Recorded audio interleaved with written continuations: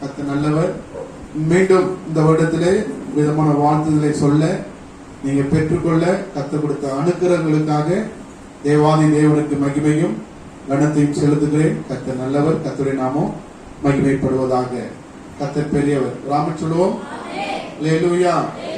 ஏசாயா எழுதின தீர்க்கதரிசன புத்தகம் 9ஆம் அதிகாரம் 6வது வசனத்தை வாசிங்க.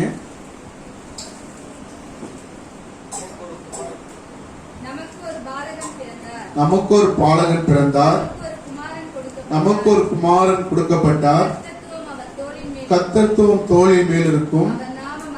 அவர் நாமம் அதிசயமானவர், ஆலோசனை கர்த்தா, வல்லமையுள்ள தேவன், நித்திய பிதா, சமாதான பிரபு எனப்படும் என்று நாமம் மகிமைப்படுவதாக. இது இயேசு பிறப்பது முன்பதாக ஏசாயா தீர்க்கதரிசனம் மூலமாக உரைக்கப்பட்ட தீர்க்க தரிசன வார்த்தை. வேதத்திலே தேவநாமம் மகிமைப்படுவதாக. வேதத்திலே ஆதியாகமம் முதற்கொண்டு மல்கியா தீர்க்க தரிசன புஸ்தகம் வரைக்கும் இயேசு கிறிஸ்துவை குறித்ததான தீர்க்க தரிசன வார்த்தைகள் சொல்லப்பட்டிருக்குங்க. அதை தேவ ஆவியின் உதவியோடும் பரிசுத்த ஆவியுடைய அனுக்கிரகத்தோடும் அதை நாம தெரிந்து கொள்ள வேண்டியது அவசியமா இருக்கிறது. ஒவ்வொரு புஸ்தகத்திலுமே மறைமுகமாகவும் வெளிரங்கமாகவும் தீர்க்க தரிசன வார்த்தைகள் சொல்லப்பட்டு வருகிறதுங்க. பல 100 ஆண்டுகள் பல 1000 ஆண்டுகள் கடந்து வந்தாலும் ஒரு நாளிலே அது நிறைவேறினதாக நாம காண்கிறோம். முன்பு நான் சொன்னேன், இதெல்லாம் ஒரு 7 காரியங்கள் ஒரே இரவிலே நடந்தது என்று சொல்லி முன்பு சொன்னேன். ஆனா மல்கியா புஸ்தகத்திலிருந்து அதே போல ஆதியாகமத்து வரைக்கும் என்ன செய்யப்பட்டதுங்க? மல்கியா கடைசி புஸ்தகம், ஆதியாகமம் முதல் புஸ்தகம். இந்த புஸ்தகத்தில் எல்லாவற்றிலும் இயேசு கிறிஸ்துவை பொறுத்து அந்தந்த காலகட்டத்திலே சொல்லப்பட்டுச்சு. பல 1000 ஆண்டுகளுக்கு முன்பதாக என்ன செய்யப்படுதுங்க? அது நிறைவேறினதாக நம்ம என்ன செய்யப்படுறோம்? பார்க்கிறோம், காணப்படுகிறது. இது உண்மையாக மாற்றப்பட்டதுங்க. அதே போல லூக்கா எழுதின சுவிசேஷ புஸ்தகம் 2ஆம் அதிகாரம் 11வது வசனத்தை வாசிங்க. 2:11.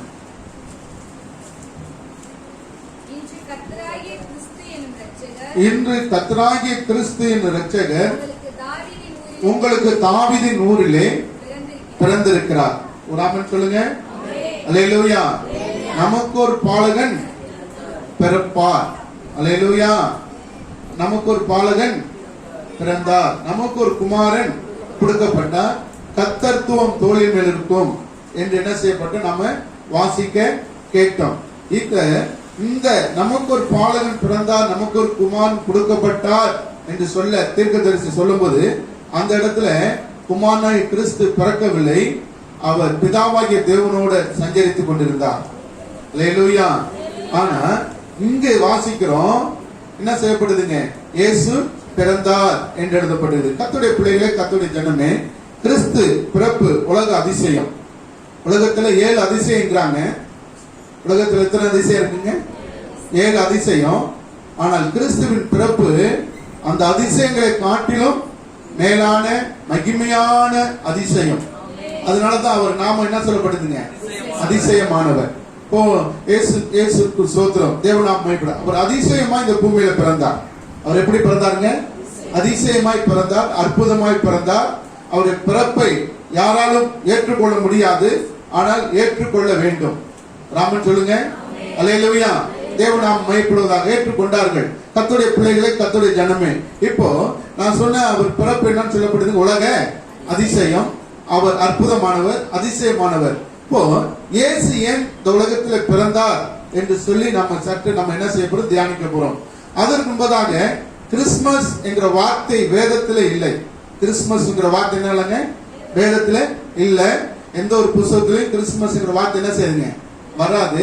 ஆண்டவருக்கு ஸ்தோத்திரம். ஆனால் கிறிஸ்து பிறந்த பிறகு 300 ஆண்டுகளுக்கு பிறகு, கிறிஸ்து பிறந்து 300 ஆண்டுகளுக்கு பிறகுதான் என்ன செய்யப்பட்டதுங்க? கிறிஸ்துமஸ் கொண்டாடப்பட்டது. அந்த கிறிஸ்துமஸ் கொண்டாடப்பட்டது இயேசு பிறந்ததாக அதை என்ன செய்யப்பட்டாங்க? அனுசரித்து இன்றளவும் 300 முதல் கொண்டு 300ல இருந்து இந்த நாள் வரைக்கும் என்ன செய்யப்படுதுங்க? கிறிஸ்துமஸ் கொண்டாடப்படுகிறது. இந்த கிறிஸ்துமஸ் கொண்டாட்டம் எதை காட்டுகிறது என்றால், உலக இரட்சகர் மனு உருவாய் அவதரித்த நாளை வர்ணிக்கிறதாக நாளை சுட்டி காட்டுகிறதாக காணப்படுதுங்க. தேவன் நாம் மகிமைப்படுவதாக. இப்போ இந்த கிறிஸ்துமஸ் ஏன் கொண்டாடுகிறார் என்றால், இயேசு பிறந்தார் என்று சொல்லி நம்ம என்ன செய்யறோம், கொண்டாடுகிறோம். இதன் உலக நாட்காட்டிலே, அதாவது உலக காலண்டர்ல, உலக நாடுகள் இருக்கிற எல்லா காலண்டர் பார்த்தீங்கன்னா டிசம்பர் 25ஆம் தேதி விடுமுறை. உலகம் முழுவதும் ஒரு நாள் லீவு நாள் என்று சொல்லி சுட்டி காட்டக்கூடுமானால் அது எந்த நாளுங்க, டிசம்பர் 25ஆவது நாளுங்க.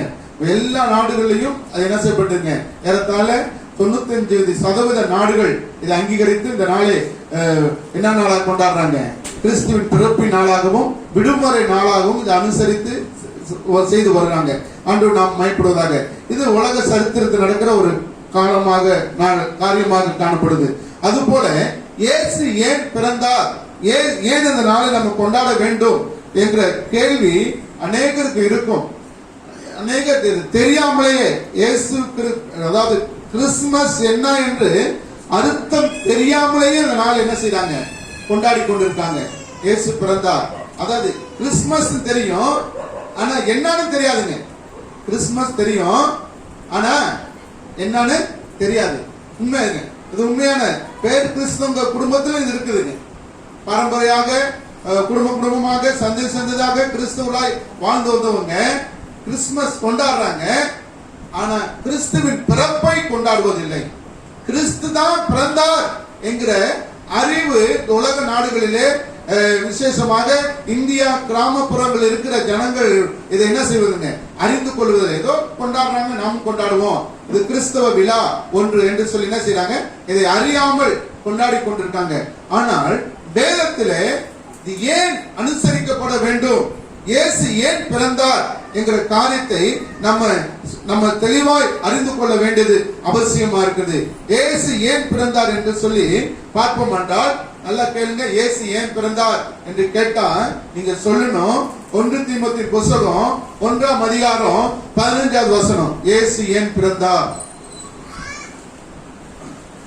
1 தீமோத்தேயு புத்தகம் 1ல பாவிகளை ரட்சிக்க கிறிஸ்து இயேசு உலகத்திற்கு வந்தார். ராமன் சொல்லுங்க, கையை வைத்தல சொல்லுங்க. இயேசு ஏன் பிறந்தாருங்க?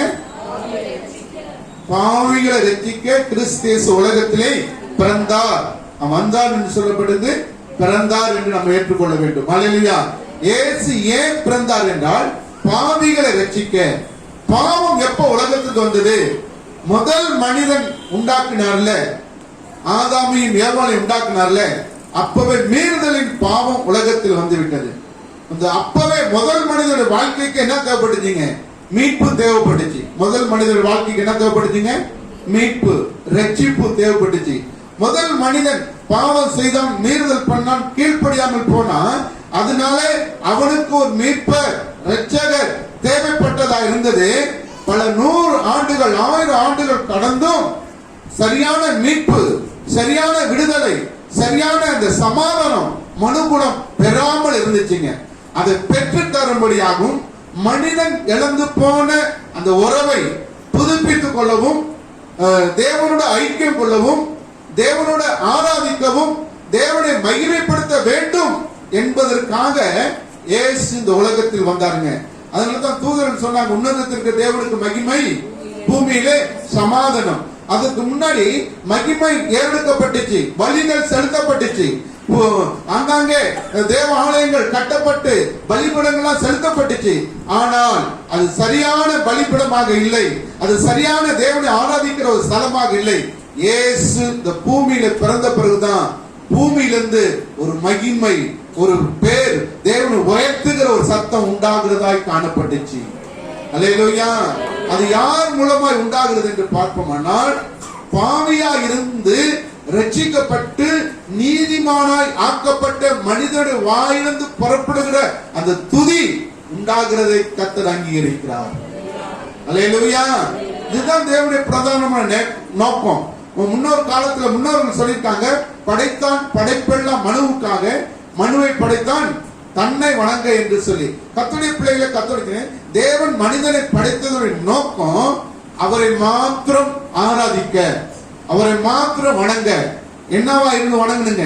நீதிமானா இருந்து வணங்க, உத்தமனா இருந்து வணங்க, பாவியா இராமல் பரிசுத்தவானா இருந்து வணங்க அந்த ஆராதனையை ஏறெடுக்கிறது தான் கர்த்தர் அங்கீகரிப்பார். இப்போ பழைய ஏற்பாட்டு காலத்துல யாருமே பலிபீடத்துல போக முடியாது, பலி செலுத்த முடியாது. எல்லாரும் பாவிகள் என்கிற முத்திரை குட்டப்படுந்துச்சு. ஆனால் இயேசு பாவிகளை ரட்சிக்க உலகத்திற்கு வந்தார். சொல்லுங்க, இயேசு எதற்கு உலகத்துக்கு வந்தாருங்க? பாவிகளை ரட்சிக்க. பாவியான ஒரு மனுஷன் தேவனை தரிசிக்க முடியாது. பாவியான ஒரு மனுஷன் செய்கிற விண்ணப்பம் தேவனை அங்கீகரித்துக் கொள்ள முடியாது. பாவியா இருக்கிற ஒரு மனுஷன் தேவனை தேட முடியாது. பாவியா இருக்கிற ஒரு மனுஷன் தேவனுடைய சத்தத்தை கேட்க முடியாது. அவனை மாற்றி அவன் வாயிலிருந்து எழும்புகிற துதியை அங்கீகரிக்கும்படியாகத்தான் இயேசு இந்த பூமிக்கு இறங்கி வந்தார். ஆமென் சொல்லுங்க.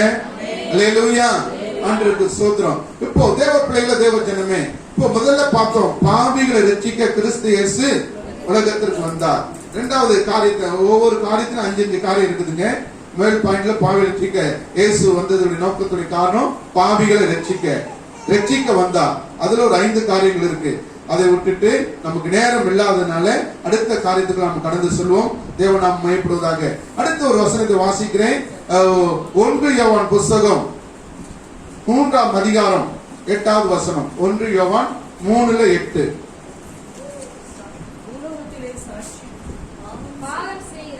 பாவம் செய்கிறவன் பிசாசினால் உண்டாயிருக்கிறான். ஏனெனில் பிசாசானவன் ஆதி முதல் என்ன செய்யறாங்க? பாவம் செய்கிறான். 1 யோவான் 3:8ங்களா? ஏதோ சொல்லுங்க, அதே வசனத்தை தொடர்ந்து வாசிங்க. பிசாசுடைய கிரியைகளை அழிக்கும்படிக்கு தேவனுடைய குமாரன் வெளிப்பட்டார். தேவகுமாரன் யாருங்க? இயேசு. தேவகுமாரன் யாருங்க? இயேசு. இப்போ ஆதியிலே மனிதனை பாவம் செய்ய தூண்டினது யாருங்க? பிசாசு. ஆண்டவருக்கு ஸ்தோத்திரம். சர்ப்பமானது தந்திரம் உள்ளதா இருந்தபடினாலே அவனுக்குள்ள என்ன வந்துட்டீங்க? பிசாசு புகுந்து அவன் தேவனுடைய மீறுதலை, தேவனுடைய கட்டளை மீறும்படி மனிதனுடைய இருதயத்துக்குள் புகுந்தான். அப்போ அந்த புகுத்தப்பட்ட பிசாசு இயேசு கிறிஸ்துடைய மரணத்தினாலே அழிக்கப்பட்டான். இயேசு கிறிஸ்துடைய பிறப்பினாலே அவன் அழிக்கப்பட்டான். இப்போ வாசிங்க, மறுபடியும் திரும்ப வசனத்தை வாசிங்க. பிசாசுடைய கிரியைகளை அழிக்கும்படிக்கு தேவனுடைய குமாரன் வெளிப்பட்டார். ராமன் சொல்லுங்க, சொல்லுங்களேன். பிசாசு மனிதர்களை சோதிக்கிறதா இருக்கிறது, மனிதர்களை பாவம் செய்ய வைக்கிறதா இருக்கிறது, மனிதர்களை தேவனை விட்டு பிரிய செய்கிற காரியமாக காணப்படுது. நல்லா அறிந்து கொள்ளணும், தெரிந்து கொள்ளணும். பிசாசு மனிதன் மூலமாக ஆராதனையை தடுக்கிற ஒரு பொல்லாத கிரியை கொண்ட மனுஷன். எதை தடுக்கிறவங்க? ஆராதனையை தடுக்கிற காரியத்தை. ஆண்டவருக்கு ஸ்தோத்திரம். தேவன் நாம் மகிமைப்படுவதாக. வேதத்தில் சொல்லப்பட்டது, இஸ்ரவேல் ஜனங்கள் எகிப்து தேசத்துல 430 வருடங்கள் அடிமைகளா இருக்கிறாங்க. மோசே தேவனால் அனுப்பப்பட்டு நானும் என் ஜனங்களும் வனாந்தரத்தில் போய் ஆராதனை செய்யும்படி என் ஜனங்களை அனுப்ப வேண்டும் என்று சொல்லும் போது பார்வோனுடைய இருதயம் என்ன செய்யப்பட்டுச்சுங்க? கடினப்படுத்தினது, கடினமாயிற்று. அப்போ ஆராதனை செய்ய சர்வசாதாரணமா அனுப்ப முடியவில்லை.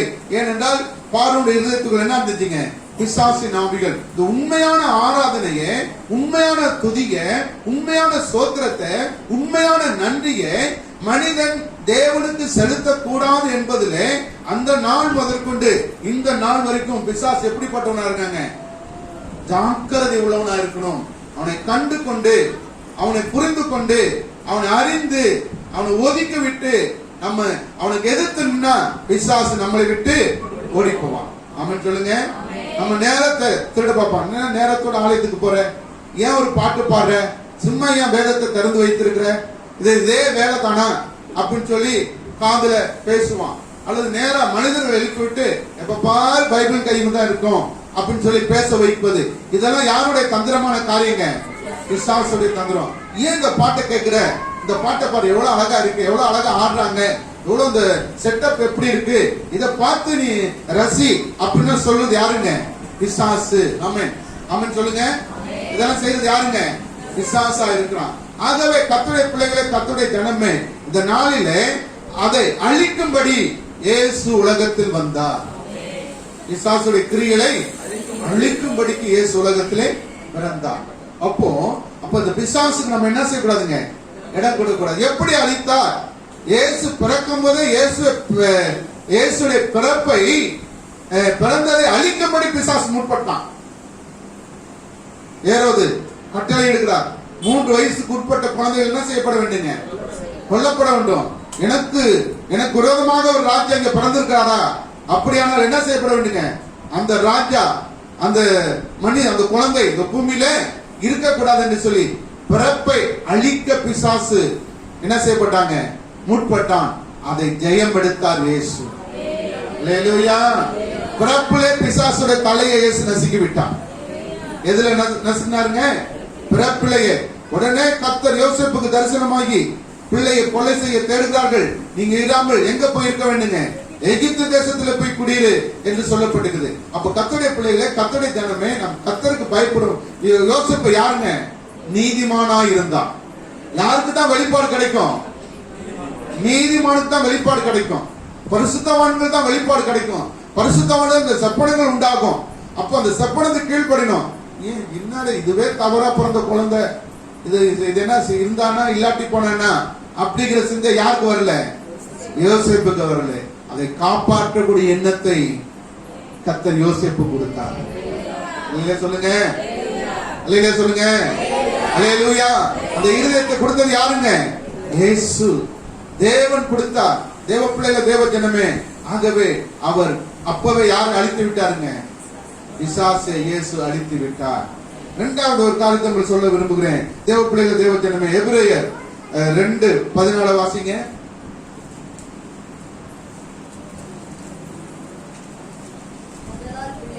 ஆதலால் பிள்ளைகளே, மாம்சத்தின் இரத்தத்தை உடையவராய் இருக்க, அவரும் இயேசுவும் மாம்சத்தின் இரத்தத்தை உடையவரானார். மரணத்துக்கு அதிகாரியான பிசாசானவனை தமது மரணத்தினாலே அழிக்கும்படிக்கு. ஆமென். ஆமென் சொல்லுங்க. எதனால அழித்தாருங்க? தமது மரணத்தினாலே மரணத்தை அழித்தார், பிசாசை அழித்தார். இல்லையா சொல்லுங்க? ஆண்டவருக்கு ஸ்தோத்திரம். இயேசுவின் மரணத்தினாலே பிசாசின் கிரியை கர்த்தர் அழித்தார். இயேசுவின் பிறப்பினாலே தனக்கு இருந்த பிசாசுடைய வல்லமையை அழித்தார். அவருடைய மரணத்தினாலே உலகத்தில் இருக்கிற எல்லா பிசாசின் கிரிகளை கர்த்தர் அழித்தார். கைகளை வைத்து அல்லேலூயா சொல்லுவோமா? அல்லேலூயா. இயேசு ஏன் பிறந்தார்? பாவிகளை ரட்சிக்க பிறந்தார். பாவம் மனிதனையும் தேவனையும் பிரிக்கிறதா இருந்தது. ஆகவே மனிதனுடைய பாவத்தை மன்னித்து தேவனுடைய ஐக்கியத்தை ஏற்படுத்தும்படி கிறிஸ்து உலகத்திலே பிறந்தார். இரண்டாவது ஏன் பிறந்தார் தெரியுங்களா? பிசாசின் கிரியைகளை அழிக்கும்படிக்கு இயேசு பிறந்தார். ஆண்டவருக்கு ஸ்தோத்திரம். தேவ நாமம் மகிமைப்படுவதாக. மூன்றாவது ஒரு காரியத்தை பார்க்க வேண்டும். யோவான் எழுதின சுவிசேஷ புத்தகம் 12ஆம் அதிகாரம் 46வது வசனம். 12:46. 12:46. இருளில் இராதபடிக்கு நான் உலகத்திற்கு ஒளியாக வந்தேன். ராமன் சொல்லுங்க. இயேசு என்னவா வந்தாருங்க? ஒளியாக வந்தார். கைகளை உயர்த்தி சொல்லுவோமா? அல்லேலூயா. இயேசு என்னவா வந்தாருங்க? ஒளியாக வந்தார். இருள தள்ள வேண்டியது யாருடைய வேலையா இருந்துச்சுங்க? பிசாசுடைய வேலையா இருந்துச்சு. அந்த இருளை வெளிச்சமாக்கும்படி, அதான் இயேசு சொன்னார், இதோ இருள் இருக்க ஜனங்கள் பெரிய வெளிச்சத்தை கண்டார்கள், மரண இருள் திசையில் இருக்கிறவர்களுக்கு வெளிச்சம் உதித்தது என்று எழுதப்பட்டது. கர்த்தருடைய பிள்ளைகளை, கர்த்தருடைய ஜனமே, வெளிச்சத்தை இயேசு கொடுக்கும்படியாக இந்த உலகத்திற்கு வந்தார். அப்போ இருள் மனிதனையும் கடவுளையும் பிரிக்கிறதா இருக்குது.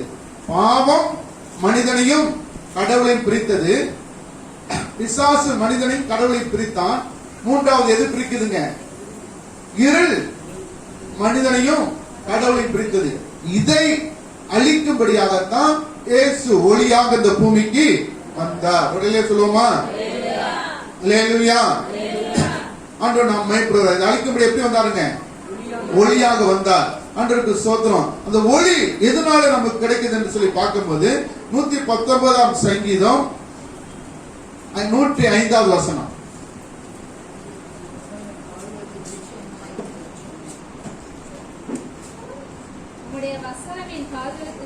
உம்முடைய வசனம் என் கால்களுக்கு தீபமும்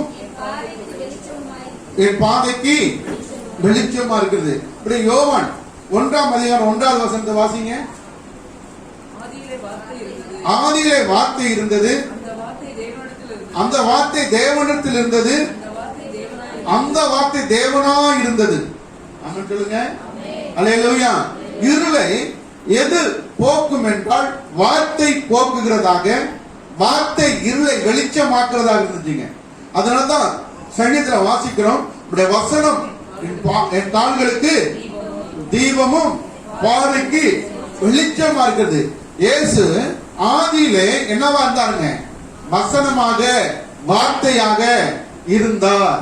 அந்த வார்த்தை இப்ப என்னவாச்சுங்க? மாம்சமாகி நமக்குள்ளே வாசம் பண்ணி கொண்டிருக்கிறார். அதனால இயேசு வாசம் பண்ணுகிற இடத்துல இருள் இருக்க முடியாது. இருள் என்ன செய்யறதுங்க? இருக்க முடியாது. இருளை போக்க, அவங்களுக்கு ஜீவனை கொடுக்க இயேசு என்ன செய்ய வந்தாருங்க? உலகத்திற்கு ஒளியாய் வந்தார். 1:4 வாசிங்க. அதே இடத்துல யோவான், கிறிஸ்துவுக்குள் ஜீவன் இருந்தது. ஆமென் சொல்லுங்க. அல்லேலூயா. கிறிஸ்துவுக்கு ஜீவன் இருந்தது. அந்த ஜீவன் மனுஷருக்கு என்னவா இருந்துச்சுங்க? ஒளியா இருந்தது. சொல்லுவோமா? அல்லேலூயா. தேவ பிள்ளைகளே, தேவ ஜனமே, கிறிஸ்துவுக்குள் அன்பான கர்த்தருடைய பிள்ளைகளே, கர்த்தர் நல்லவர். தேவநாமம் மகிமைப்படுவதாக. கிறிஸ்துவுக்குள் ஜீவன் இருந்தது. அந்த ஜீவன் என்னவா இருந்துச்சுங்க? சொல்லுங்களேன். ஒரு உயிர் இருக்கு. இயேசுக்குள்ள என்ன இருக்குங்க? உயிர் இருக்கு. அந்த உயிர் மனிதனுக்கு என்னவா மாறுதுங்க? ஒளியாய் மாறுது. எத்தனை வாழ்க்கை மாறுகிறது, எத்தனை வாழ்க்கையில மாற்றங்கள் உண்டாகிறது. அதுதான் ஒளி. அதான் என்னங்க? ஒளி. அப்போ அதான் வெளிச்சம். முன்னாடி பார்த்தா குடிச்சு கொண்டு வெறித்தனம் பண்ணிக்கொண்டு திருடுவது, பொய் சொல்லுவது, அசிங்கமான காரியங்களில் ஈடுபடுவது, தொழில தவறான காரியத்தை செய்வது, பிசினஸ்ல முரட்டாட்டம் பண்ணுவது, இப்படியாப்பட்ட காரியங்கள்லாம் என்ன செய்திருந்துங்க? செய்து கொண்டு இருந்தவர்கள். ஆனா கிறிஸ்துவின் ரட்சிப்பு வந்த உடனே, கிறிஸ்துவின் ஒளி வந்த உடனே, பிசாசுடைய கிரியைகள் அவங்க வாழ்க்கை விட்டு போன உடனே அவங்க என்னவாய் மாறப்படுறாங்க? கிறிஸ்துவின் ஜீவனாக, ஒளியாக, வெளிச்சமாக மாறுகிறார். அல்லேலூயா. அதனாலதான் இயேசு சொன்னார், நீங்க உலகத்துக்கு என்னவா இருக்கிறீங்க? ஒளியா இருக்கிறீங்க. ஆமென் சொல்லுங்க. உலகத்திற்கு ஒளியா இருக்கிறீங்க, வெளிச்சமா இருக்கிறீங்க அப்படின்னு சொல்லி இயேசு நம்மளை பார்த்து அவர் சொல்லி இருக்கிறார். அன்றைய பிள்ளைகளே, தேவ ஜனமே, அப்போ தேவ பிள்ளைகளே, தேவ ஜனமே, அப்போ அந்த ஒளியை கர்த்தர் நமக்கு கொடுக்கும்படி அவர் நமக்கு என்ன வந்தாருங்க? இறங்கி வந்தார். ஆமென் சொல்லுங்கம்மா. அல்லேலூயா. அதே போல அடுத்து 4வது ஒரு காரியத்தை சொல்ல விரும்புகிறேன். லூக்கா 12:49.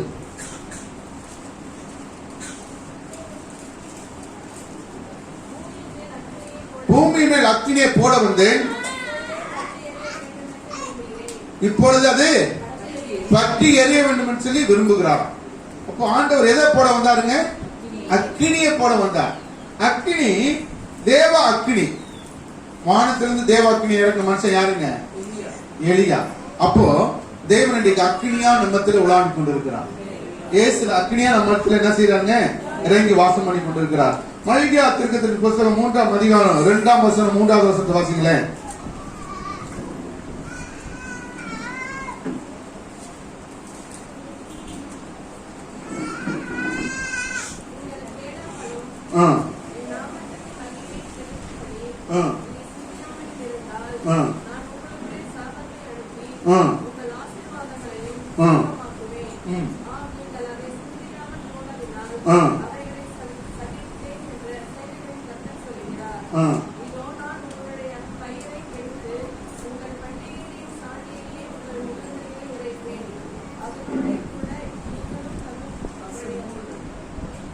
மூன்றாம் அதிகாரத்துல 2வது வசனம் 3வது வசனமும், ஆனாலும் அவர் வரும் நாளை சகிப்பவன் யார்?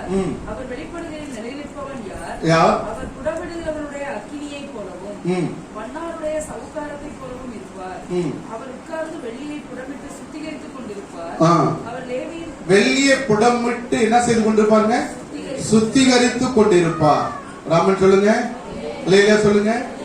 அக்கினி எதற்கு தேவை என்றால் சுத்திகரிப்பதற்கு. நம்மை சுத்திகரித்து தேவனோட ஐக்கியப்படுத்துவதற்கு அக்கினியை போட வந்தே என்று இயேசு சொல்லுகிறார்.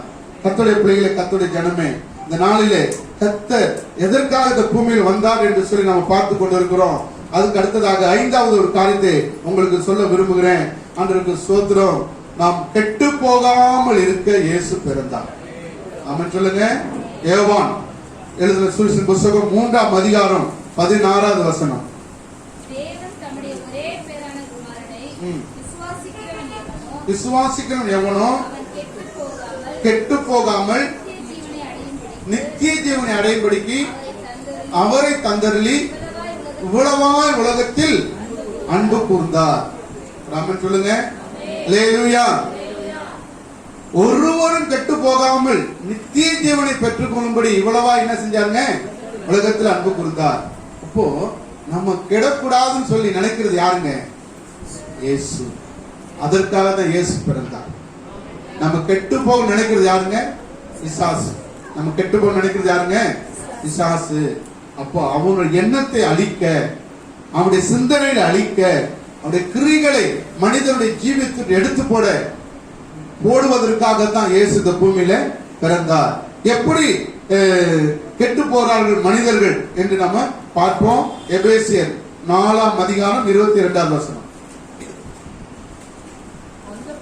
அந்தபடி முந்தின நடக்கைக்குரிய மோசம் போக்கும் இச்சைகளாலே கெட்டுப் போகிற பழைய மனுஷனை நீங்கள் களைந்து போட்டு உங்கள் உள்ளத்திலே புதிதான ஆவி உள்ளவர்களாகி மெய்யான நீதியிலும் பரிசுத்தத்திலும் தேவனுடைய சாயலாக சிருஷ்டிக்கப்பட்ட புதிய மனுஷனை கற்றுக்கொள்ளுங்கள்.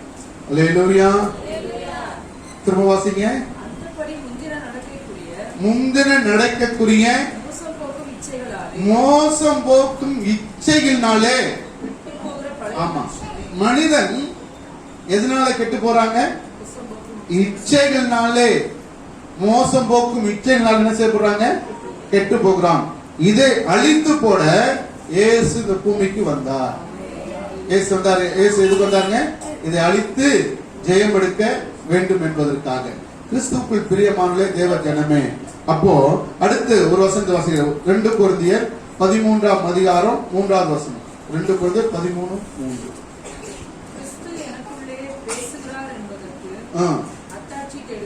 அத்தாட்சி தேடுகிறீர்களே, அவர் பலவீனர் அல்ல, உங்களிடத்தில் வல்லவராய் இருக்கிறார். ஏனெனில் பலவீனத்தினால் சிலுவையில் அறையப்பட்டிருந்தும். ஆமென் சொல்லுங்க. லேலியா சொல்லுங்க. எதனால ஆண்டவர் பிழைத்திருக்காருங்க? தேவனுடைய. இப்போ நம்ம பிசாசை கர்த்தர் எதனால் அழித்தார்னா, தமது மரணத்தினாலே அழித்து ஜெயம் எடுத்தார். அல்லேலூயா. கர்த்தருடைய பிள்ளைகளே, கர்த்தருடைய ஜனமே, ஆகிலும் சர்ப்பமானது தேவனுடைய தந்திரத்தினாலே ஏவாளை வஞ்சித்தது. அதாவதுங்க 2 கொரிந்தியர் 11ஆம் அதிகாரம் 3வது வசனம் தான் நான் சொன்னேன். ஆகிலும் சர்ப்பமானது தன்னுடைய தந்திரத்தினால ஏவாளை வஞ்சித்தது. அப்ப பிசாசு எப்படிப்பட்டவங்க? வஞ்சிக்கிறவன். அல்லேலூயா. வஞ்சகத்தினாலே நம்ம என்ன செய்யறோம்? கெட்டு போகிறோம். ஆகவே ஏவாளை வஞ்சித்தது போல உங்கள் மனதும் கிறிஸ்துவை பற்றிய உண்மை என்று விளங்கும்படி கெடுக்கப்படும் என்று பயந்திருக்கிறேன் என்று பவுல் சொல்கிறார். அன்பான தேவ பிள்ளைகளே, தேவ ஜனமே, இந்த நல்ல நாளிலே கர்த்தருடைய நாமத்தினாலே ஆண்டவர் ஏன் இயேசு பிறந்தார் என்று சொல்லி பார்க்கும்போது, ஆண்டவர் ஏன் பிறந்தார் தெரியுங்களா? பாவிகளை ரட்சிக்க, பிசாசின் கிரிகளை அழிக்க,